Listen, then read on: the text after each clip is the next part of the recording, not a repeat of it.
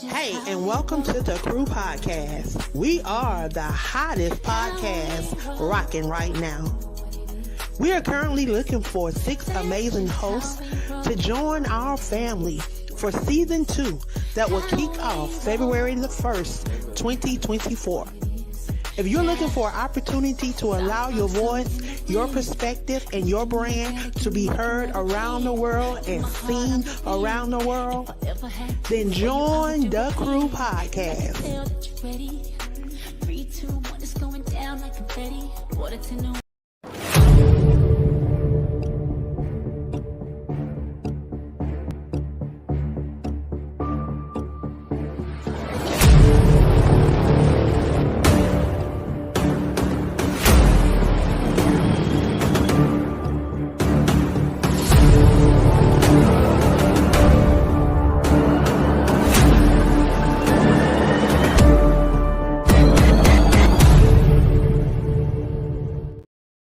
Aspiring Authors Magazine is a founding sponsor for Da Crew Podcast. Get featured inside the magazine and allow your voice to be heard around the world. Aspiring Authors Magazine is an international magazine founded in May of 2020 by Queen Angela. Get featured.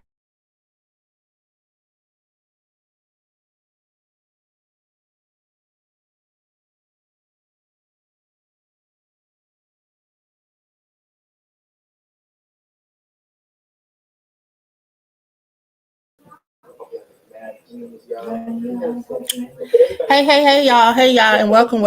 I know it's a late show tonight, but of course, y'all know I always got to show up. I scheduled the individual, so I want to make sure that he get the opportunity to come on and share.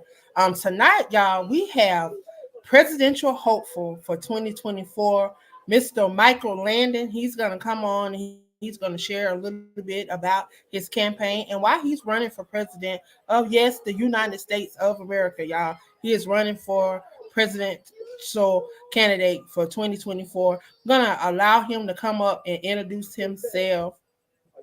Welcome, Michael. How are you tonight? I'm doing well. Good evening, Angela. I really appreciate you allowing me to be on your show with you and your followers. Just can't wait to dive into it. So, I know you ran for presidential candidate in 2020. What got you on this track? What made you think that this was something that you wanted to do? I mean, being the president of the United States is a big title, and what made you want to do that and to carry on all those responsibilities? Well, I all my life I've been trying to figure out my calling, and I know speaking was my calling, and being a leader, natural born leader. I just didn't know what field to really work that mantra in. But at the Republican National Convention here in Cleveland for Trump, I was out there, and I wasn't out there for Trump. I was really out there for the people because they said it was going to start a civil war here in Cleveland. The civil war was going to start here in Cleveland, throughout America. And I started my motivational speaking career at that time, still trying to figure out, from doing comedy, from doing becoming an actor or getting into being a preacher. When I did my motivational speaking career at the convention, and I was just telling about my family history and being a peacemaker, a lot of people who nominated Donald Trump, they said, "Hey, why not run for president? You have the mantra, the character, to know how to bring people together, especially with your black and white family. So, and we need new leaders in America." So I figured with my calling and then doing this, it kind of feels right. And after I decided and I ran for 2020, an unbelievable thing happened where my life was in danger from a certain individual that's in trouble right now that you may know of, former president. And I've been working tirelessly for almost 5 years to validate what happened during the 2020 election, why I'm running, who I am, and why I'll be the best fit for the 2024 presidential election. So overall, it just seemed like I was called to it, and I answered that call.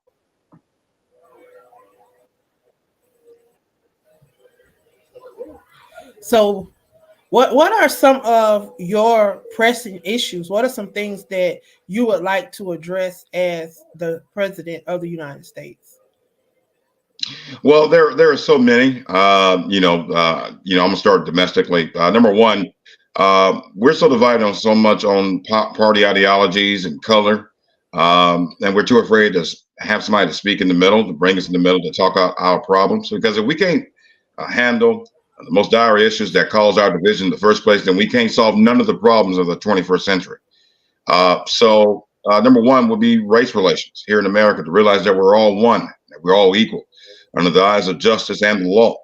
And we're lacking that type of leader because the leadership that we currently have now is pretty much outside the times.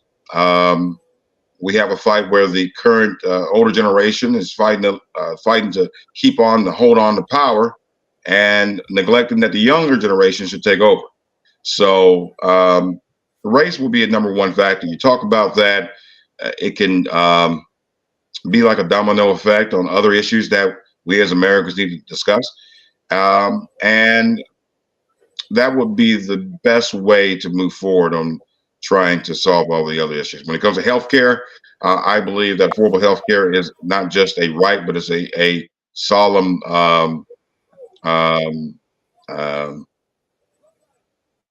don't say birthright, but we should have affordable health care and not worry about the system making money off of us if we live or die.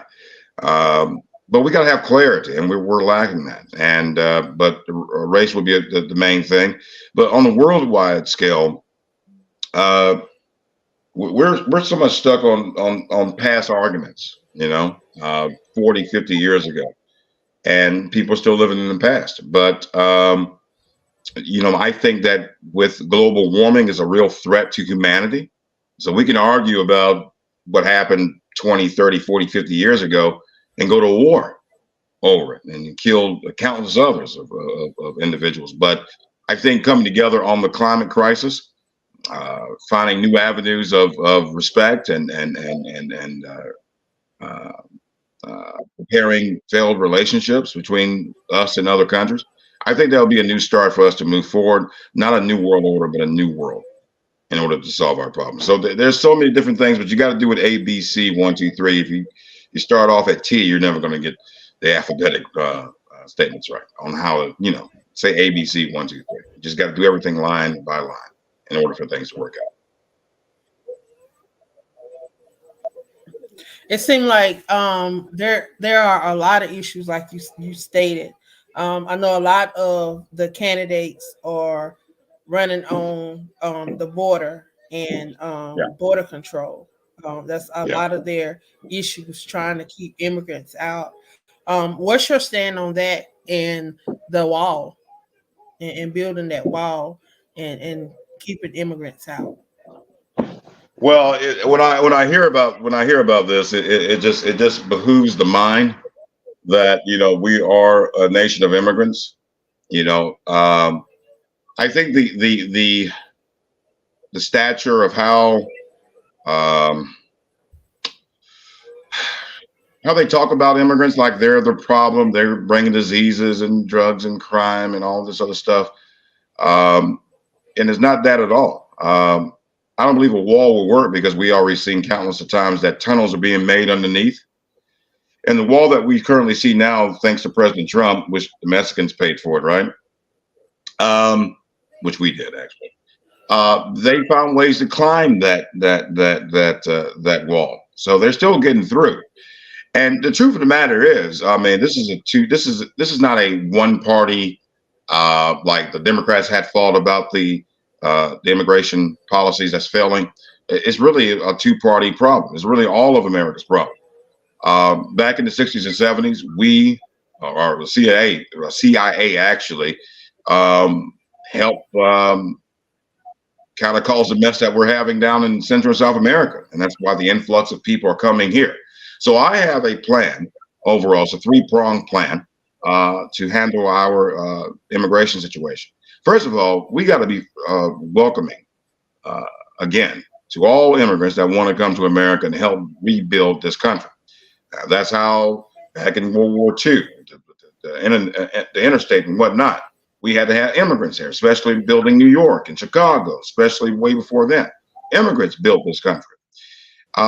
So the three-pronged attack, the three-pronged plan that I have, number one, is that we got to have a plan when these immigrants come here, not just to be sitting around, especially homelessness and in the streets and whatnot, but have a plan to put them directly to work. Make sure they do the jobs that Americans will not do. But to have a coordination with the states of the South, the governors and whatnot, for an economic plan for these states to have workers. Number two, to work with for our government to work with local governments down in Central and South America to quell the violence and crime from drug crimes and drug lords and whatnot, and to bring some stability back to those nations. So those people who are here, I mean, trust and believe, they come here, they don't want to leave their homes. And I bet you they're homesick right now. But we give them an avenue and an atmosphere of control, of peace, and that would be the best way for them to go back home eventually. The third thing that we need to do is that when it comes to human trafficking and drugs, and I've been thinking about this in depth. Now the drugs are coming into the country from Central and South America because of the drug lords. Besides also fighting with them, we have to find some way to come up with some kind of plan to help quell. Well, you can't help quell because they sell cocaine and stuff. So how can you do that? That's going to be another thing. I have to talk with some people who are a lot more smart than me on that. But the first two, yes, those are solid in order to quell the influx of migrants to come here. But we got to have a plan once they're here. They just can't be draining on our systems because, like I said, what happened in New York, right, during the summer, when the governor of Florida and the governor of Texas was sending all those migrants up north, and they didn't have a plan. They just started opening up areas to handle the influx of people that coming from overseas. Now, here's the thing that I don't understand. Now, before those people got there were already tens of thousands of homeless people in New York City. They didn't open up nothing for those people. You know what I'm saying? So I do want to have a care for the people, for our people as well first, before others. But we should be able to, the United States of America should be able to handle any and everything at the same time. So we got to realize that it's our fault and to fix it. And as president, that's what I'm gonna do. But to alienate, to mistreat people that are not from here, that won't be no longer tolerated. But the sanctuary cities where people are sleeping outside, stuff like that, we should have had a plan, years ago.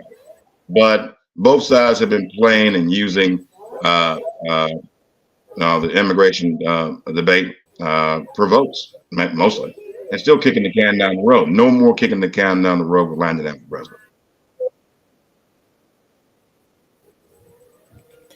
So, what's your take on education and Black history? No, they're taking a lot of the Black history stuff out of the schools, and then they're telling us that it is traumatizing the Caucasian kids. Well, what is your stand on that? Well, I believe education is freedom. I think that it is past time that America must open up to talk about the past wounds and past misinjustices on African Americans. And when I hear certain people like Ron DeSantis and a few other people taking away African American studies out of schools because it says it's going to hurt hurt our children, the white children, to make them think that they're bad. All white people, let's just say this, all white people are not the same. Because if they were, we wouldn't have a civil war to fight for the freedom of slaves. So to learn about our history is only first three things. Number one is to give us the freedom and the knowledge to make sure that we don't repeat the same mistakes. Number two, also not to point the blame because of a color fraction of a certain individuals did another bad thing to another group of individuals doesn't mean the whole race is to blame. We need to teach that. We need to teach truth, love, and understanding. And for the people who want to make that number three, the people who want to make that excuse, wants to keep that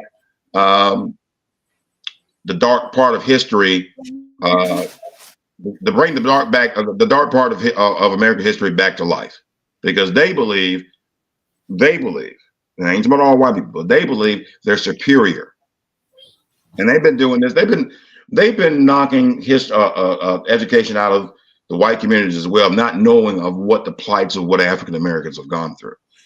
And then when they hear us, this and that, they think that we're just ungrateful, and we try to take their stuff. No, it's not like that at all. That we have all been lied to. We've all been played because of the lack of education in America. And as president, what I would do is to re-strengthen our educational system here in America to make sure our kids get all the education they need about everything that happened in this country, everything. But we're not here to point blame and to make people feel bad. And you talk about making people feel bad. Imagine how we feel 400 years ancestries about our slave,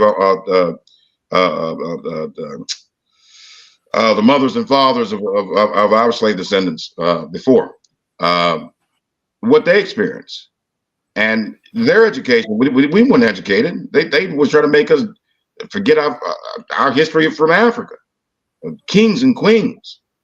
And still some of our African American brothers and sisters still not knowing about the plights, don't know about our history, but we're going to change it. What are your thoughts of giving us our 40 mules and our acres? You mean like reparations and all that? Our reparations. Out in California, they're working on reparations. What is your idea and your take on that? And maybe doing it across the United States, because if you look at it, we all were brought here from a foreign land. A lot was taken from us. Some of us was brought here. Some of us was already here. Some of us didn't come from Africa. Right. They make all of us to come from Africa, but some of us didn't come from Africa. And everybody have been paid something and given something in this world. You talk about they gave the Indians the casinos. They gave the Jews got something. A lot of people have gotten something, but they've yet to give us anything for what we have endured. But we are the ones that they have wanted to continually forgive and forget. They want us to forget that you enslaved us, you beat us, you raped us, you did all this stuff to us. You want to take it out the books. You don't want to talk about it. And then when you do talk about it, it's always in your likeness. It's always where you look good and we look bad. How can we begin to heal that and to hold people accountable? Well, the one thing, like I said, education is number one, but you got to have people that is willing to tell the truth, to be open and honest about it, to be caring, to show that we're not trying to blame everybody, but just the ones that maybe are Caucasian that still believes that they were a master race and dragging the rest of the white race down with them. I just think that, for example, with my family, my Latino family, I just reached out to them. I didn't know if I was kin to them or not, and they supported Trump, and some are in the Ku Klux Klan and whatnot. But after a decade, something kind of clicked where it's not about the politics, it's not about the colors, about what connects all of us. And we just need someone to tap into that. And I believe I have that capability of just reaching past color, reaching past hatred and fear and lies that have been told throughout our history. This is the time for Americans to heal, because the status quo of how everything has led up from Jim Crow and whatnot before is running aground. And that's why there's a stagnation within our system to let new, fresh blood in, because then they know once change happens, the old arguments of the past will fade away. and it must fade away in order for this young generation to propel America into this new generation. But the old arguments of the past must uh, be talked out, and we must not live in fear about each other anymore. There's no reason to. I mean, I think this generation right now, this generation experienced more than any other generation in American history, and it's our responsibility to keep the educational standards about our past in the conversation. We must bring different parties on board to hear out their arguments and their fears and their beliefs, and vice versa. They have to do us the same way. But name calling, fighting, and all that, that's what drives us apart. And I believe with fresh new blood in there, especially with me, um, we can really have a real conversation about what's keeping us apart and finally heal this nation and save our democracy. That's what it's going to take. A new leadership, a new face, and somebody's bold and brave and don't really care about And another feeling in the thing past. that a lot of states have been experiencing is mass incarceration, um, which a lot of us feel is just another form of slavery, and just another way for the prison system to make money. Where if individuals do the research, they'll understand that the prison system used to be $1 million industry, and now it's $1 trillion industry, Oh yeah, and it's all off the backs of mostly the immigrants. Because if you look at the population of prisons, they're overrunning with male blacks and male Hispanics, and yeah. that's in the majority of the states. And that's just a pattern that I've noticed. Currently working with about 60 inmates in the Texas judicial system, TDCJ, and that is the that is a pattern. Also, there's a pattern of corruption, and it can be traced back 3 to 4 decades. It's not something that just started happening. It's something that's been going on for decades, and it needs to be addressed. What will be your stand on a lot of the political corruption that is taking place and being overlooked by the nepotism that takes place in this country, also much? You look at a lot, and I mean, this is just what I have observed, and this does not reflect the opinions of the station. These are my opinions. These are my thoughts. These are the things, my perspective. But what I have observed, what I have noticed is that a lot of these people get in power, and then they start getting their nephews, their son-in-laws, their daughter-in-laws, and all these different other people that's kin to them into office, and then it's like they just stay in office, and then they control what goes on in the government, and then it's all about them fattening their pockets. Because if you trace the money, we can definitely see where the money is going, Right. but it's just like so much get overlooked, and they get slapped on the wrist. You talk about the current attorney general in the state of Texas. This man was proven to have had a side piece, a wife on his wife, and she came into, they brought her to the state capitol. She was walking around, prancing around upstairs, did not go inside of the actual dome thing, whatever, where they was at.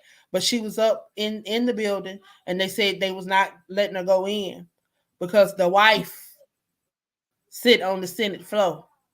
Mm. Yeah, the wife is a part of the Senate. So she was on the Senate floor.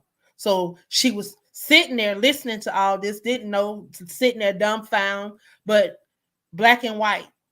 They got receipts proving that this man set up fake accounts for Uber. He was Ubering to his mistress. He was doing all kind of stuff that was traced back to him, yet this man was acquitted. He was acquitted and slapped on the wrist on Friday, and on Sunday he went back to work. But yet you have people that they have locked up, incarcerated, that are innocent, and these people have now proven themselves to be innocent, but now they got to go through hoops and loops and stuff to get out. When you've been had these people incarcerated for 15, 20, 30, 40 years. Yes, 40 years for something that they didn't do. The law Right. party. You talk about, can you make sense? Can you please explain to me how can you give a 15-year-old a capital murder life sentence for being in a car and not even knowing what's going on? But I understand the law party or whatever, but you give a child, 15-year-old capital life murder, but the person that commit the murder, you give them life and they're eligible for parole in what, 20, 40 years, and they can go home. But this child that didn't even know what they uncle or their boyfriend or their cousin or whoever was going to do, they was sitting in the car, didn't even know what they was going to do. You give them a capital life murder sentence and they got to serve 40 years to the dough before they can go home. It makes no sense. I don't understand that. And then we talk about these juvenile cases. We Yeah. talk about these juvenile cases. You got 15, 16, 17, 18, 19. Before you turn 21, it's been proven that the frontal cortex is not fully developed and that you're not mature enough to understand and conceptualize and rationalize what is going on. So it's been proven that no, you are not an adult, but yet they still sentencing our babies like adults. They taking them from the courthouse to these adult facilities, and these kids are having to grow up. And if they're not growing up, they're getting molested, they're getting raped, they're getting whatever done to them that is just totally unacceptable. But this is what is happening in a lot of these states. Yeah. Texas is one of them. Texas is one of the states that lead the country in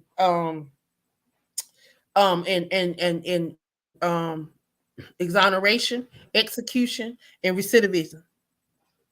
And it makes no sense. It makes no sense. The governor, it does nothing. He puts all these tough acts.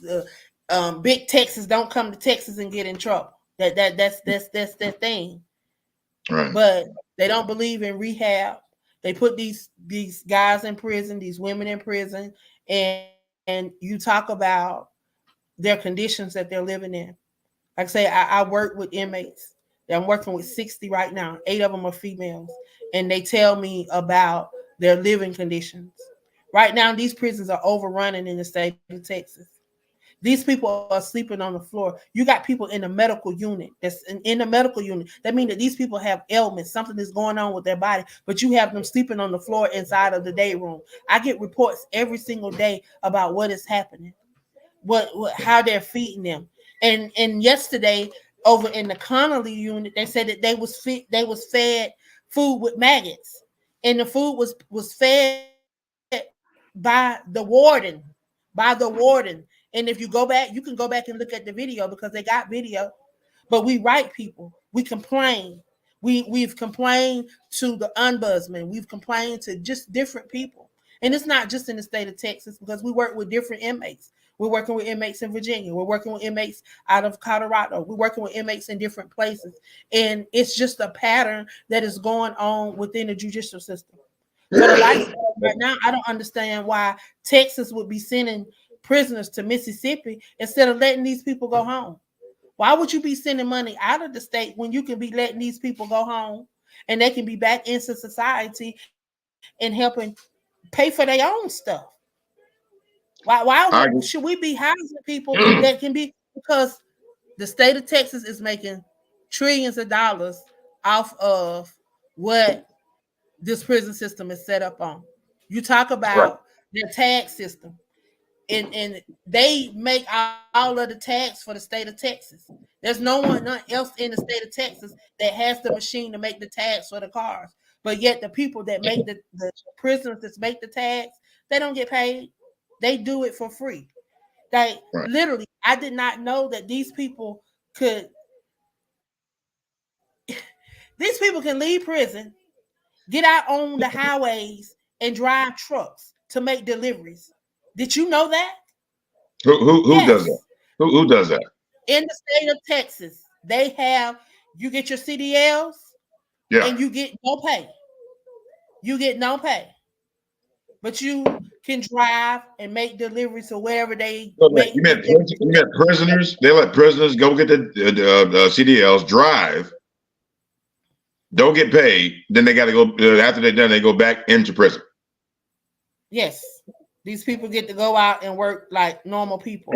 You got Well, these people have regular jobs. They go, I never heard they bust them up, they go to plants and they work Yeah. alongside regular people just like us. All They right. get they clock in just like us. And All when right. they shift is over, they load back up on the bus and go back to prison. This is That's part a of that's a that's a that's a they that's a trust. new one. I never heard that one. Well, That's a new one. they doing it. They doing it, and it's not something that they just started. That's not Hmm. something that they just started. These people sign. They have work details. They have to sign in and out for their work details, and Hmm. nobody get paid. So why am I signing in and out for work details, and why am I clocking in and out? Somebody getting paid. Somebody Well, getting of some course, key. of Somebody course, I mean, getting something, the business but is it getting ain't free me. labor. Business is getting free Well, labor off of that it. needs to So, I stop. mean, That is another form of slavery. That's why the 13th Amendment needs to be abolished. yeah, If they abolish the 13th Amendment, well, you free servitude. yeah, Who get free I agree. servitude? That's just another form of slavery. All right. We Well, went I do. from slavery to prison because you didn't have prison like that. We didn't No, have prisons like the after prison was after the fact, when we became free, they figured out another way to incarcerate us and try to make money in a different way. I mean, I've heard about this when I was staying in Alabama and growing up and hearing all the stories and stuff like that, and it's true. I mean, we have to reform our prison system. To when people commit crimes, to me, you have to be rehabilitated, right, to get back into society and do better. And it just seems like you go in, you get into prison, you either you end up mentally if you wasn't a drained or criminal, messed if up. you wasn't a criminal, you become a criminal, and You then when become a if criminal. Yeah. you were a criminal, you become a better criminal. That's what So everybody in prison said. That's that's what kind of everybody in what the prison said. setup. That's what the I kind of mean, setup that's is what in they some states, because they want, and they want us to be painted as such. So we're going to reform our prison system. As president, I'm going to do the biggest pardon of non-violent drug offenders ever in history. So I don't care what color you are, but if you're in there and you're in there for like 20 years about marijuana or something like that, you're going to be getting out.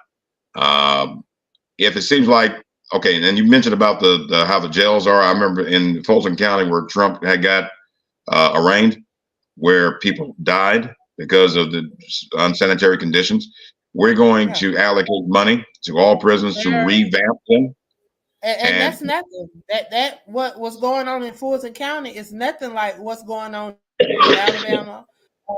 Yeah, I can there was imagine. cases in Alabama where they were starving inmates. We have like I say, I'm a part of another network, and a young lady that does the show every Sunday. She's had individuals on there, and a lot of them have come from Alabama, and they talk about how they go on food strikes because they want to feed them like their animals, and how they were starving individuals. They actually starved a individual down there with their pictures. This baby was almost dead, and they had to get so many people involved in there. Where he went in, he was about 150 something pounds, and this baby got down to 86 pounds. And I mean, so many people had to get involved in order for that prison to do right. And this was during COVID. This was Yeah, during COVID. yeah, but I've We heard had stories. pictures and stuff I heard floating terrible all stories. around social media. Yeah, it's sad. Well, we got to reform it, and this is under Joe Biden. And I again, I don't understand it. I just don't. They pander for our votes. They say they care about us. They give us a damn holiday, and then we still going through the same crap over and over and over again. So I just think, like I said, we're going to make some big, huge changes here in America. You asked me a question earlier about how can we get rid of corrupt our elected officials are. You got to realize that their main mantra, their main person that they focus on, that they admire, is Donald Trump. And Donald Trump has been accused of sexual improprieties for all his years. He's got away with it. So they're following him and they're copying him. What can stop that is pretty much just to show who Donald Trump really is, to remove the clothes of the emperor. And only my story can do that. Now, the Democratic Party can bring up all these charges against Trump, but Trump has already got his constituents believing in a system or democracy is no longer valid. Right? So you can't win them over. You can lock him up, throw away the key, shoot him or whatever, God forbid. But he's left something in America that is not going to be easily taken away. They're going to have to be willing to give it away, to throw it off them and say, wait a minute, I didn't sign up for this, President Trump. Wait a minute. You can't just threaten me, this man with the military and then trying to cover it up. You can't do that. So I believe my story can resolve the omnipotence in so many respects of how people admire Trump, and they will look at themselves and say, okay, maybe we need to change. Maybe not all of them, some of them mostly at first, but eventually all of them will drop Trump. And also with the people that are following Trump, they will eventually go off into the wind somewhere. But I believe my story can really just show the emperor has no clothes, and he doesn't. And I've heard you reference your story a couple of times. Would you like to share a little bit of that story so that the people can be aware of exactly what you're talking about? Okay. If you can. Yeah. I know it may be something that cannot be talked about a lot, but what you can to inform the people. Well, right quick, as you mentioned earlier, I ran in 2020. And the reason why people never heard of me, because as soon as I announced my run on the 27th of November, 13 days later, I was contacted by the former president, Donald J. Trump, on Facebook. But it wasn't him. He wouldn't say it was him. He was pretending to be somebody else by the name of David Van Landingham with the picture of Donald Trump. And we talked on December 8th, 9th, and 10th. On December 10th, that's when Cleveland police decided to call the FBI on my behalf, because I contacted them about this guy and pretending he's a cousin of mine. And then all of a sudden he's talking about he knows exactly where I'm at, 79th and Kinsman, and he wants me dead and gone. And the police are his people.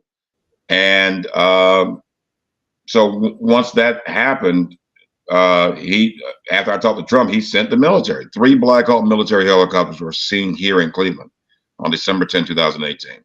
Cleveland police called the FBI, made a police report. The Secret Service showed up to my house after I filed. Okay, so that happened on December 10, 2018. I was waiting on the FBI to get back in contact with me. They never did. So Donald Trump did weaponize the Justice Department against me to keep my story from coming out or from getting any kind of justice or response from the FBI. So when I contacted this, after I filed my candidacy for president on May 20th or May 19th, 2019. So that's when I called the Secret Service and say, hey, look, the FBI has been contacted. I think, Trump threatened my life. I'm still uncertain it was really him. But when you see the military helicopters and he's like knowing where you're at, it's the government. Even the police says it's government. So the Secret Service showed up, and a couple of things I'm not going to say. The first thing they said, I'm not going to mention that, but overall, they said, Mr. Landingham, we want you to do us a favor. Now, when your story gets on the news, not if, but when, we do not want you to talk about the threatening text message that President Trump sent to you or the military helicopters he sent. I said, wait a minute. Hold on. So you're telling me it was really him? And they said, well, haven't you seen the news about the president recently? And I said, wait a minute. What do you mean?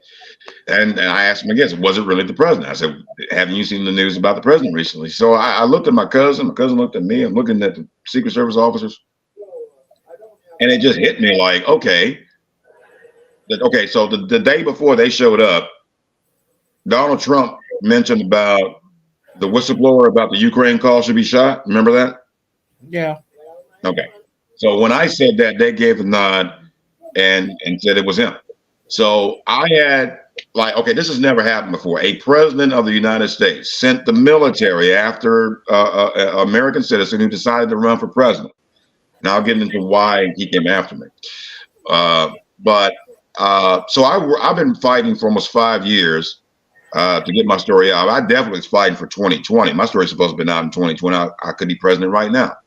But the Democratic Party knew about my story and didn't use it. They intentionally blocked my story from coming out. I don't know if Trump and Justice Department forced them through the House Ethics, Senate Ethics Committee or whatever. Something weird was going on. And so after Trump got out of there, Joe Biden became president.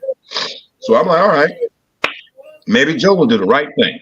Well, cotton picking, he didn't do it. He came to Cleveland his first year as President Biden.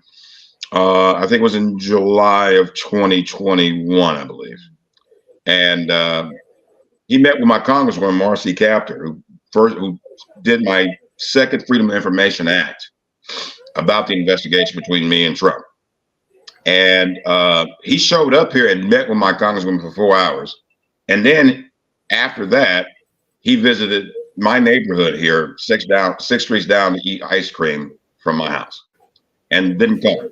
Now, I got letters from the White House about my story, and they came back, was talking about, I'm talking about the sky's blue, and they talking about the grass is green. So we're talking about totally opposite. So I filed a $2 billion federal lawsuit against the Justice Department because of my Freedom of Information Act, which under the jurisdiction of a federal question, which that means that it seems like that if there's a cover up within our government, that the United States Supreme Court will have full power and authority to uncover it. So I filed it last year on President's Day weekend, on the 18th of February. Everything was going good. I had proof. I had proof to show that the FBI said that we never contacted them, that there was no police records. And I said, wait a minute, I have contacted them. I've recorded the FBI, put it on Facebook, and there are police records with the mentioning of Donald Trump and threatening text messages and 3 Black Hawk military helicopters. That's what the police said. I didn't see 3. I just saw 1. They said they saw 3 in flying information. So I filed it. They accepted it. But on the same day, Judge Pamela A. Barker, who was appointed to my case, decided to dismiss it. So I started to research her. Come to find out, she was handpicked to the federal bench by, guess who? Former President Donald J. Trump. Now, as you remember, the judge down in Florida who intervened on Trump's behalf about the Mar-a-Lago raid, remember that? Mm-hmm. All right, so there's a precedent. There's a precedent where, that judge can do it. Another judge who's, on the side of Trump can get involved. I mean, Trump has always been trying to, like, I gave you this job, do Donnie a favor, get me out of trouble. So after I realized who she was, so I requested her to remove herself from the case. She said no. She attacked to frame my character, saying that as a prisoner, as an inmate, I don't have the right to have my processing fee waived for the lawsuit. I mean, she had made up 14 different cases and mentioned about prisoner as an inmate. And I've never been to prison, never been an inmate. So she was the frame of my character, which she broke Rule 608. Now, I tried to get a lawyer for this. For some odd reason, I'm on some government watch list that Trump put me on, that if I call a lawyer, they do some kind of courtesy check with my name. And if there's something with my name saying they can't take me, they won't take me. So I'm sitting like, okay, I got a case. I got a case and I can't get a lawyer for it. And this got to be set up. I've talked to lawyers that were like not in the field, but they said I do have a case. So what I did was I filed it by myself. And so after I filed it, then I realized who the judge was.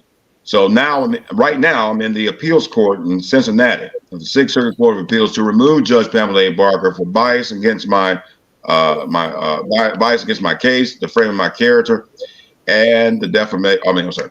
and the threats to our national security when it comes to Donald Trump's threats upon my life. So therefore, all in a nutshell is right now it's pending. You got three judges looking at this case. Could be three Democrats, three Republicans. I don't know. And I turned it in July, so I waited for a response in October. They just now started looking at this, I think, a week before Halloween.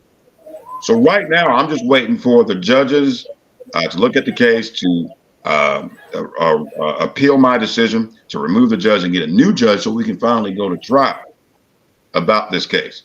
So all in a nutshell is President Donald J. Trump, when he was president, sent the military to try to have me assassinated as a presidential candidate for these United States of America.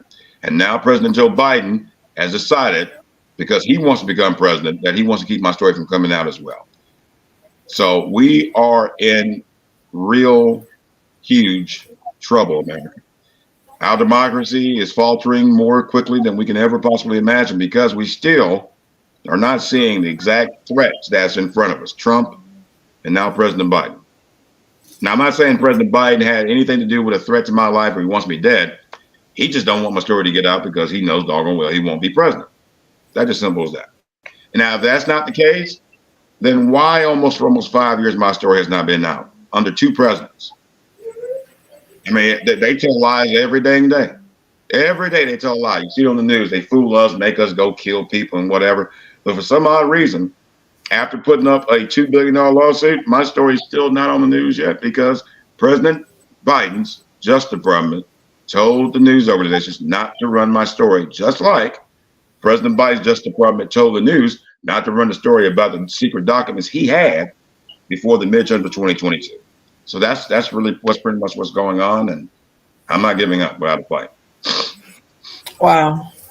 So before we close, it's that time, and we must close this show. But before we close, what would you like to tell those that are tuned in live and those that will hear this replay, how they can support your campaign and why they should support your campaign? Well, again, Angela, I appreciate you allowing me to be on the show. I was getting a little sweaty right there talking about it because that's just a tragedy what I went through. But I'm mostly worried about America. Mainly, what I need is people to share my story like wildfire. Landinghamcase.com. It's like landing a plane, going ham, case.com is where you'll see the text message between me and Trump on December 8th, 9th, and 10th. You read it for yourself. He tells it himself at least 4 times. If you share the story, and my case, Landingham versus Department of Justice, Google that, it'll give you the whole rundown about the case. If you share it, that will be more powerful than any display of money coming towards me than anything. But education is the key. We need to educate and let the American people know what really happened during the 2020 election. That we got to make sure that we must not allow what happened in 2020 to allow to happen again in 2024. And that I believe that my story can reawaken the American spirit, can bring us all together, get rid of the corruption within our government. And hopefully the world can see that and realize that America has turned a corner and America is ready to lead again. And I believe Landingham for president, the people's candidate for the people's justice, will deliver on that promise. Well, I want to thank you for stopping by and sharing with us on tonight. Again, I tell you, I have definitely been enlightened on some stuff. So definitely thank you for stopping by and giving us some insight. To the listeners, thank you for supporting us. Like he said, the money is not needed at this time. What he needs you to do is to share that content, share that content across your platform. That's the thing that you can do to support him on this journey, is to share the content. So I'm going to go and look for that link. I'm going to be sharing it. I'm going to be posting it. So y'all be looking for it. Again, I want to thank you guys for tuning in to the Queen of Collaboration right here on the Crew Podcast. We are the change that we desire to see in this world. I tell you, we have a great line up this month. I am the visionary of the Crew Podcast, and I have the opportunity to interview some amazing visionaries just like this gentleman here on tonight. We have 12 more that's lined up. So I want you guys to make sure that you stay tuned, tune in. Someone is here every night at 8 p.m. Eastern Standard Time. And again, I want to thank you guys for hanging with me tonight. I know it's a late night, but guess what? When I say I'm going to do something, I have to do it. Even though I was traveling on today, I told Mr. Landon Ham that I was going to share his story, and I had to be faithful for just that. If you be faithful over the little things, God will bless you, Lonnie. Y'all be Amen. blessed. Know that the Queen loves you, and y'all have a great rest of your weekend. And I will see y'all back here on Monday. I have another amazing young lady that's going to be stopping by on Monday. I tell you, she's like my mother, and that is my mother's birthday, y'all. So I tell you that Happy show is going to birthday. be Happy special. birthday. Happy birthday. Early birthday. Yes, thank you, thank you, thank you. Well, you have a good night, and thank you again. And definitely, we're going to be cheering for you, so praying for you, and sharing you. Hopefully, we'll see you at the White House, and we'll see you at the inauguration.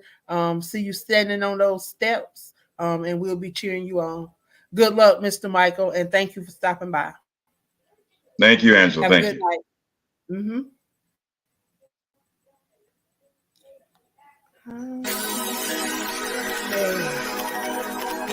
2 1 2. Ah.